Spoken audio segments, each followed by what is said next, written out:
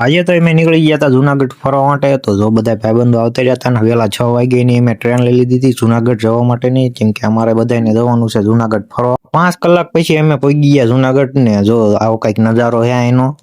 આચારે તો ઠેલા લેવા ઓટો દઈને બાજતા હતા, કેમ કે ઉત્તમ ઠેલો લાવ્યો નતો અને એની કપડાની બધી વસ્તુ ચારેય ઠેલામાં નાખી હતી. પહોંચી ગયા હતા જુનાગઢ સ્ટેશને અને જો ઉત્તમ તો એવો ફોર્મમાં છે, લાગે છે આજને આજ જુનાગઢ ચડી જશે. તો અમે આવતા રહ્યા હતા રેલવે સ્ટેશન ની બહાર ને હવે અમારી રિક્ષામાં બેહીને જવાનું છે ડેપોએ. ડેપોએ ઉતર્યા ભેગું જ ત્યાં અમને મળી ગઈ હતી પાટણ જવા વાળી બસ. તો અમે બેસી ગયા હતા બસમાં.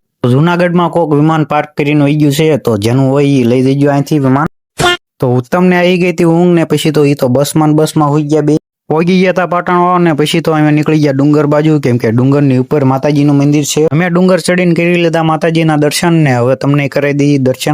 અમે આવી ગયા હતા ડુંગર ઉપર તળાવ છે એ જોવા માટે. તો જો આવો કઈક તળાવ છે અહીંનો ડુંગર ઉપરનો. પછી તો અમે નીકળી ગયા જંગલમાં જવા માટે. જંગલમાં સારા નજારા જોવા હોય, લોકેશન જોઈ હોય તો આપણો વિડીયો આગળ લગન જોજો.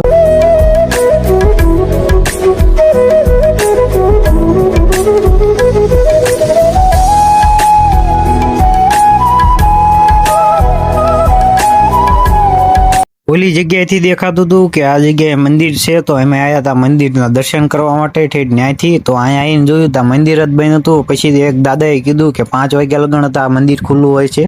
6 વાગી ગયા હતા અને પછી તમે બધા નીચે ઉતરવા માંડ્યા. તો વચ્ચે આવી ગયું હતું ટપકેશ્વર મહાદેવનું મંદિર અને અમે ન્યાય દર્શન કરી લીધા. અમે નીકળી ગયા જુનાગઢ જવા માટે અને કાલ તો અમારે જુનાગઢ ચડવાનો છે. તો આપણો વિડીયો ગમ્યો હોય તો લાઈક ને ફોલો કરતા જજો.